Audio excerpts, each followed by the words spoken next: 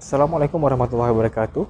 Kembali lagi pada hari ini. Hari ini kita masuk ke episod 5. Untuk hari ini, kita akan membincangkan satu ciri-ciri yang penting dalam sukan recurve, iaitu anchor. Baik, sebelum kita masuk kepada tajuk hari ini, kita kena fahami apakah konsep dalam sukan yang memerlukan ketepatan.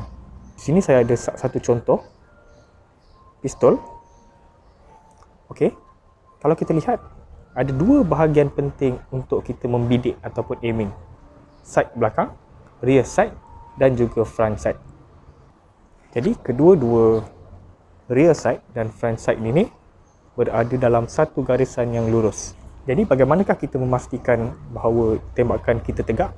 Kita cuma menegakkan, kita align antara mata, satu mata dominan kepada pajera belakang dan pajera depan, dan ini ialah satu aiming point kita. Sight belakang dan sight depan ini juga ada pada bow compound, di mana kita ada front sight iaitu satu titik di depan, dan kita ada rear sight iaitu pip sight yang kita letak depan mata. Jadi konsep dia sama. Apabila kita meletakkan pip tegak dengan skop, maknanya itulah trajektori arrow kita pergi. Arrow akan mengikut garisan lurus antara pip dan juga skop. Untuk sebuah bow recurve, kita ada front sight, sight di depan, tetapi kita tidak mempunyai apa-apa rear sight. Jadi, anchor ini amatlah penting kerana dialah menentukan di manakah letaknya rear sight kita. Baik, apakah ciri-ciri anchor point yang terbaik? Ciri-ciri anchor point yang terbaik ialah repeatable, di mana kita boleh melakukannya berulang kali secara konsisten. Dan yang kedua, anchor point ini mestilah solid.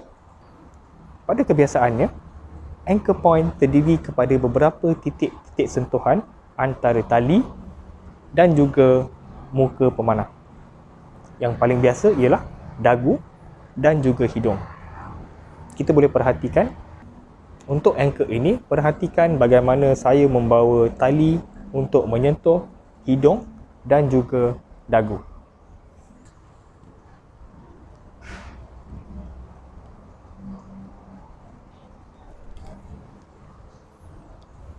Baik, jika dilihat di situ, tangan rapat di bawah dagu, tiada gap, pastikan tiada gap. Istilahnya yang digunakan oleh coach-coach senior ialah anchor yang gantung, di mana kalau kita lihat seperti ini, ada ruang untuk pergerakan atas dan bawah. Contact point pada hidung yang penting ialah keselesaan dan repeatable. Dia boleh ulang form yang sama setiap kali. Baik, apakah ciri-ciri anchor point yang perlu diperbetulkan? Kesilapan utama pada pemanah-pemanah, terutamanya pada para pelajar, ialah anchor yang tergantung. Anchor mereka, jari mereka, hook pada fingertip tidak rapat dengan dagu, dengan chin sebagai anchor point pertama. Tips yang saya boleh bagi ialah kita gunakan shelf yang diberi apabila kita membeli fingertip. Shelf ini saya gunakan sebagai tempat untuk meletakkan ibu jari. Apabila kita ada letak ibu jari di sini ada satu longkang, kelihatan ni. Ini kita letak di bawah tulang rahang kita. Juga contoh.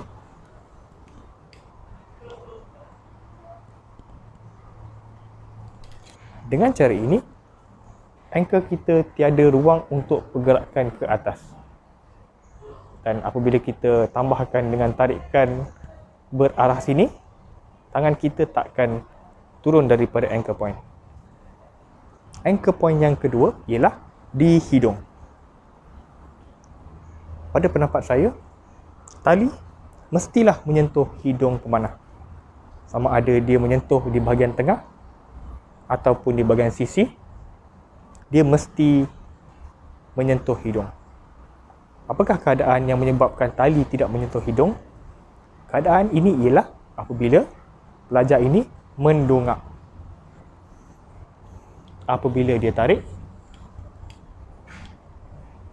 tali tiada kontak dengan hidung. Jadi, penyelesaian bagi masalah itu yang paling mudah ialah seperti yang kita dah bincangkan dalam episod yang kedua, iaitu stance. Kita ajarkan kepada pelajar tulis secara natural. Untuk latihan anchor point, anda bolehlah menggunakan bow yang mempunyai poundage yang agak ringan bagi membolehkan pelajar itu biasa dengan anchor point mereka. Satu lagi yang saya boleh kongsikan untuk pelajar-pelajar yang baru. Salah satu cara kita boleh dapatkan anchor point yang semula jadi pada pelajar ialah dengan menyuruh mereka menutup mata untuk draw dan anchor. Supaya kita tutup satu deria supaya kita buka otak mereka untuk memikirkan bagaimana perasaannya di otot belakang, di bow arm dan pergerakan tangan. Cuma pelajar toleh tutup mata dan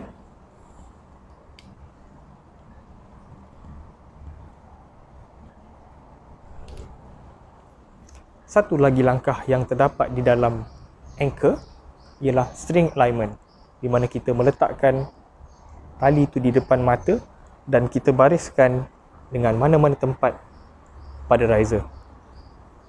Saya tunjukkan. Baik, apabila kita draw dan dah sampai anchor, tali yang berada di depan mata ini kita mestilah meletakkan di tempat yang sama setiap kali. Perhatikan apa bezanya jika dilihat pada hujung stabilizer.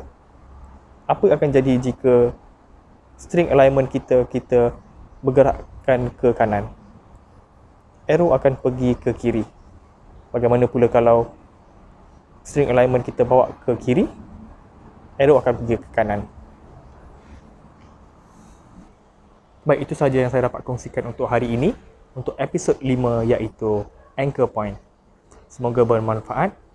Seperti biasa, jika anda ada sebarang cadangan ataupun pendapat, silakanlah tulis di bahagian komen di bawah. Dan kita akan jumpa lagi dalam video yang seterusnya. Sekian, Assalamualaikum warahmatullahi wabarakatuh. Terima kasih. Jumpa lagi.